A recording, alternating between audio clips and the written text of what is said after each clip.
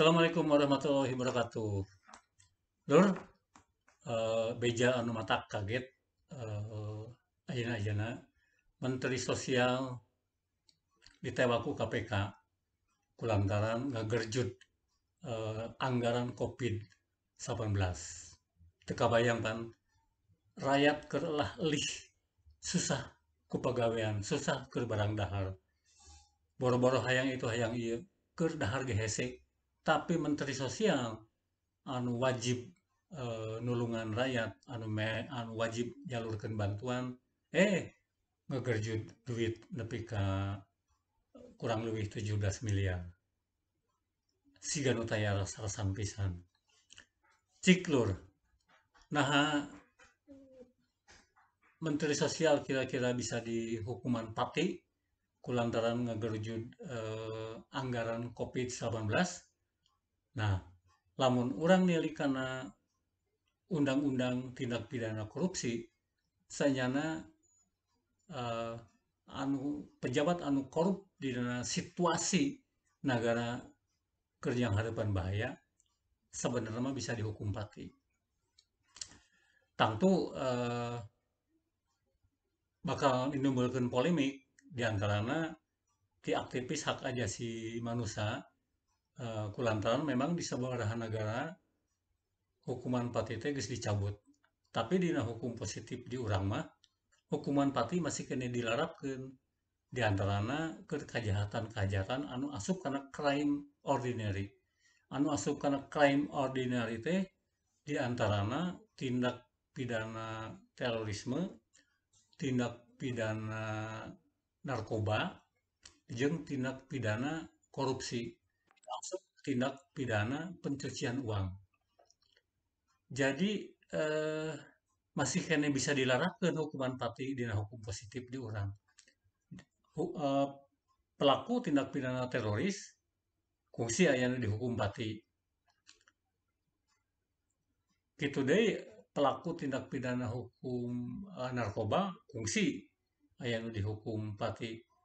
Tapi pelaku tindak pidana korupsi can kungsi aya anu di tibanan hukuman pati. Tah lamun KPK ayeuna hayang nanjeurkeun hukum, hayang nanjeurkeun wibawa, tur hayang mere rasa kapok ka para politikus, ka para pejabat anu kadedemes kana korupsi, ieu sanyana momentum anu paling pas keur ngalarapkeun hukuman pati. Malah mandar aya efek jerak lamun ceuk bahasa Melayu teh mah. Sarieun kabeh we gitu. Tah, dina pasal naon ayana aturan eta teh?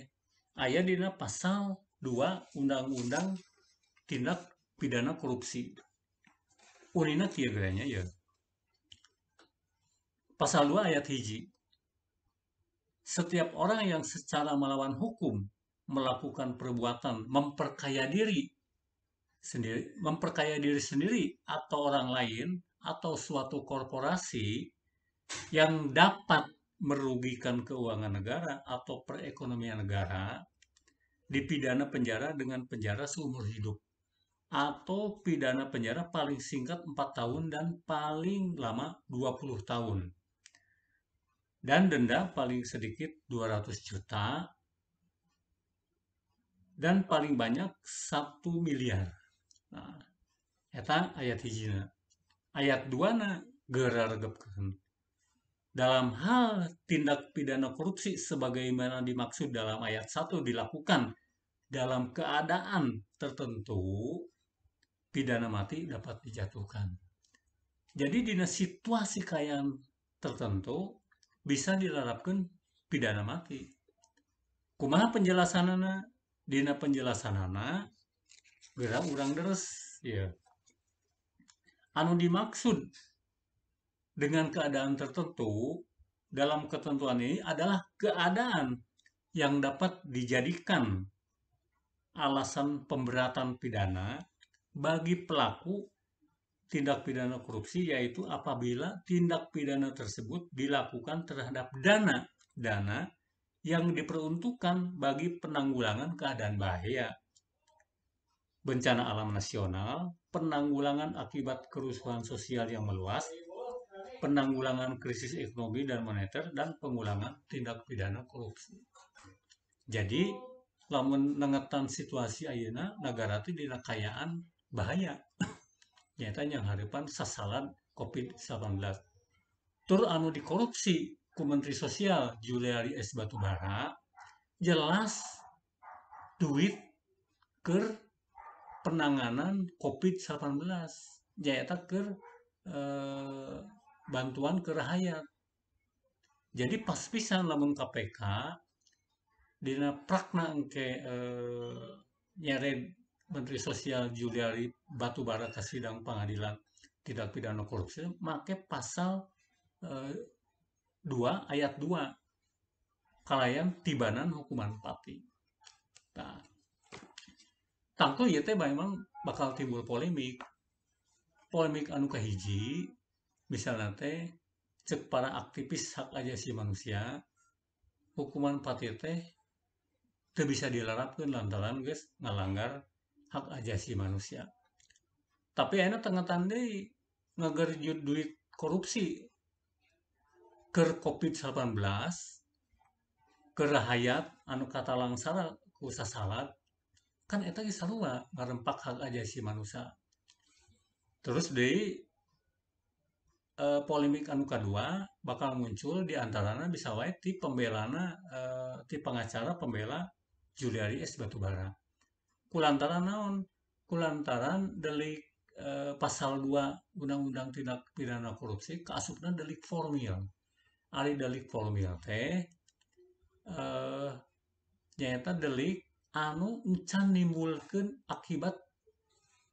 Jadi dina pasal hiji pan disebutkeun yang dapat merugikan keuangan negara dan perekonomian negara. Dapat artinya can timbul akibatna tapi kakara berpotensi ta eta disebut delik formil ta ieu bakal diajukan ke ku pengacara pembela Juliari S. Batubara di sidang pengadilan tapi teu naon eta mah hak pengacara Juliari S. Batubara keremelaan kelena memang kudu kitu anu penting KPK jaksa KPK engke dina sidang kudu nuntut make pasal 2 ayat 2 lamun memang hayang ngalarapkeun hukuman pati sangkan aya efek jera kanu sejen sabab lamun henteu ngalarapkeun pasal 2 ayat 2 hakim dina mutuskeun akhirna atau dina ponisna engke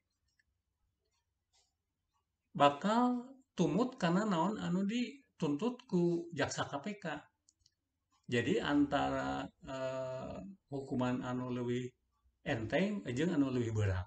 Di antara dua eta. Tah, lamun jaksa KPK henteu ngalarapkeun pasal 2 anu anu nibadan hukuman pati, hakim pasti dina ponisna moal make eta. Kulantaran dina tuntutan jaksana memang teu aya. Jadi ajas dina putusan hakim mah aya ajas anu nyebutkeun hakim teu meunang mutuskeun teu meunang ngajatuhkeun vonis ngaleuwihan tina tuntutan jaksa. Aku kituna lamun KPK hayang mere hukuman anu maksimal ti awalna keneh tuntutanana kudu ngalarapkeun pasal 2 ayat 2. Sangkan hakim engke dina dibankeun vonisna aya alasan kulantaran memang tuntutan jaksana ge pasal 2 ayat 2. Tak itu lur. Jadi dia memang momentum anu paling alus ke KPK keur nanjeurkeun hukum anu pang berat-beratna ka koruptor. Sangkan aya efek jera kasing saha wae anu boga karep korupsi. Soalnya lamun teu kitu nya sasaran korupsi teh moal angeus-angeus bakal jadi penyakit anu kacida kronisna di Indonesia gitu. Gitu lur pedaran ngeunaan korupsi anu dilakukan ku Mensos dina pedaran 10 menit murah hukum. Assalamualaikum warahmatullahi wabarakatuh.